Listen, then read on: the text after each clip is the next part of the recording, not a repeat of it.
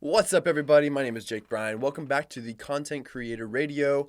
Before we get started today with today's episode, I wanted to just say a huge shout out to every single one of you guys that has replied to my Instagram story, that's been watching these on YouTube, that's been giving me feedback. I just want to let you guys know I love you guys, and I really appreciate all the feedback you guys have been giving me, sharing this with your friends, and all these different things. Honestly, it means more to me than you guys could ever know. It is so special to me that. I literally have chills right now. My whole body just went cold. Like, it's so stinking cool to have you guys hanging out, and I love getting to talk with you guys and interact and all that stuff. So if you guys want, send me an email at contentcreatorradio@gmail.com. Just send me if you want to send me an email there, or I'm on my Instagram quite a bit at Jake Bryan. Go ahead and send me a DM there. I would love to interact and connect with you guys a little bit more. So today I want to dive into a little bit deeper of why photographers get a bad name. And before I get into that, I want to kind of put in just kind of a foundation or some guidelines of what are some things that you could actually start giving to your clients that might actually help you upsell a little bit.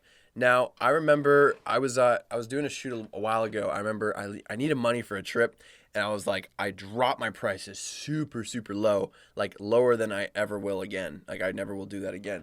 But I learned something. I wasn't making a lot of money from those shoots, but I almost made as much as I would normally make from any one of my other shoots because I was just doing upsells.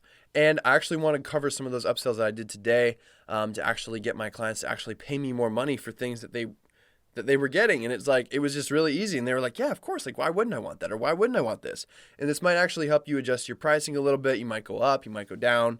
So I just want to go over a couple different ideas that you guys could actually do. The first one is more for content creators. If you are somebody that enjoys creating content for, like myself, like a brand or an influencer or a company, something you might want to consider is actually creating a preset for that brand or company on Lightroom and create a very specific look for their brand. That way, every time someone looks at that company, they're like, oh, wow, that's that company, and they identify it like right away. So that's one way. I know a lot of brands really like that recognizability and that recognition overall. Another thing that I've been hearing from a lot of photographers lately is selling your photos in prints. So there's a lot of different websites out there. I could probably link one down below. There's a lot of different websites out there that actually help you sell your prints, and they do all the printing for you and all of the headache and work and stuff. They do all that stuff for you. And I've been hearing a lot of photographers are making anywhere from about $500 to $1,500. Now, for where I'm at, I personally don't. I've chosen not to do prints. For me, I would rather not, just because of sales tax and all those different things. And a quick tip, if you're in the Florida area, you actually don't have to worry about any sort of sales tax if you're delivering all of your photos electronically, because if you put all of those through a link, you're actually going to be all set to go. Not going to worry about anything. No tax in Florida. So that's pretty cool. The next thing is you can actually charge people for, now, when you send proofs after a wedding, right? You send them a certain amount of photos, and then you say, hey, now I'm going to take the watermark off, or I'm going to make them downloadable. You can actually charge for how many photos that you make downloadable. You say, hey, I'm going to make 10 photos available for $50, whatever. That's just another idea to throw out there. Another thing that you could do that I think a lot of people miss out on is selling more of your edited photos. Because your clients are paying for your shoot, right? They pay for the shoot. Now, everybody has a different system.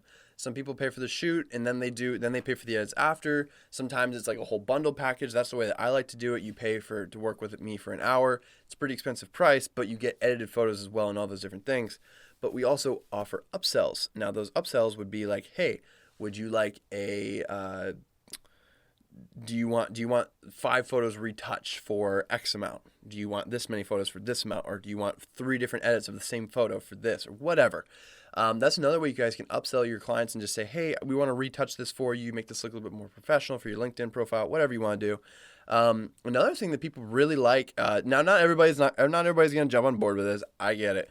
But one of my friends named Edwin, actually, he went out, and he's probably listening right now. If you're listening right now, Edwin, thank you, bro. You had an awesome idea. I loved your idea, by the way, which is why I'm mentioning it, and I hope it's okay, is putting actually some behind the scenes of bringing someone with you, or just having someone shoot something for fun, just so your client can actually look back at it and check it out and be like, oh, wow, that was a super fun shoot. I had a blast. Like, that was super cool.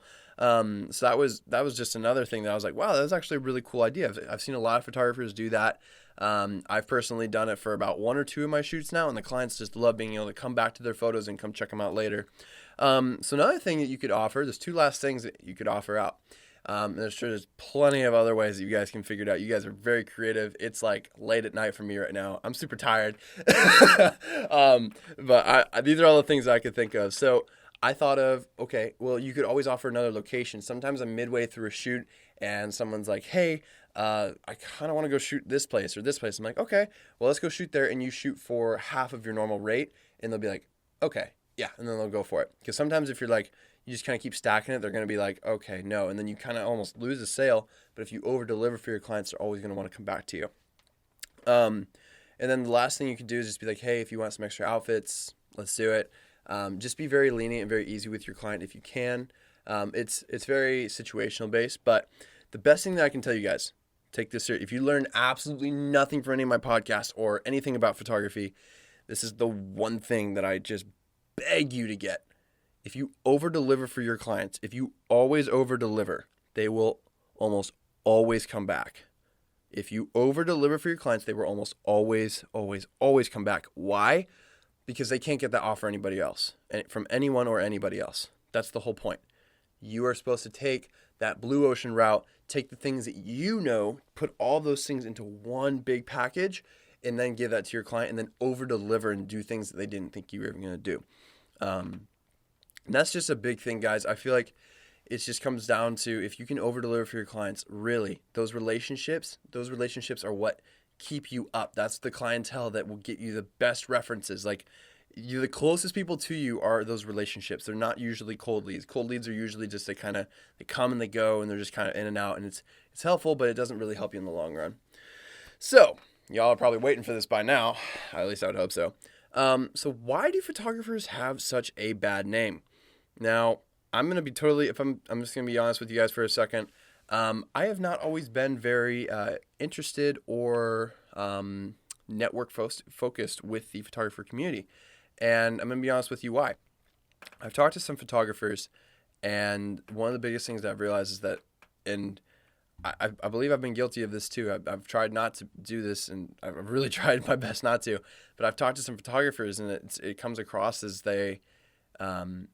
it's like, if you don't want to give them money, they're not really interested in wasting their time talking to you. And you can take that however you want. To me, it was like, hey, why don't we collaborate and work together? I'm not asking you to do anything for me. Like, can we kind of talk and have some ideas and do these things together? And I've talked to some models recently, and one of my friends named Maddie, I was up in Orlando the other week, and I just got to talking with her, and she just started to tell me about all the different things that, all the different photographers she'd worked with, and just some weird things going on. And so I kind of wanted to, in this episode, I really want to dive a little bit into what are some things that photographers are doing that are weirding models out, like literally stopping them from getting clients and really giving them a really bad name, and the rest of us photographers a bad name. Because I can't tell you how many times I've shot with a girl, the parent's nervous or she's nervous that something bad's going to happen, because so many photographers do these bad things, right? So a couple do's and a couple don'ts. So when you're with your client, do try to keep a good conversation. Good social skills are a huge help when you're trying to talk to your client. That way, when you ask them to pose, it feels like you're kind of in mid-conversation. Make them feel comfortable. You feel comfortable, and overall, it's just a much more pleasurable experience for all of you guys. It's a lot of fun. Photo shoots are supposed to be a lot of fun, and they are. Like, honestly, I've had so much fun on like just about every photo shoot I've been to. A don't that goes with that is don't. This is gonna sound weird, but like, don't touch your model in. You come on, you guys know where I'm going with this, okay? I've heard a lot of bad stories from a lot of different people that have said, hey, I know this photographer that did this. I have a photographer in my area that did something like that. And I was like, this is what ruins it for a lot of us. And I'm just asking you guys right now, don't be that one guy. Don't be that guy, okay? We have, girls are very much, and it goes for guys too in the modeling world. It's a very hard industry to be in. And I'm trying not to go into too specific here, but I'm basically saying, look, a lot of photographers, we get a bad rap for a lot of things that we haven't necessarily done, but there are those few that are going to that spot, and it's giving us a bad name. And here's a couple different things that it's coming down to.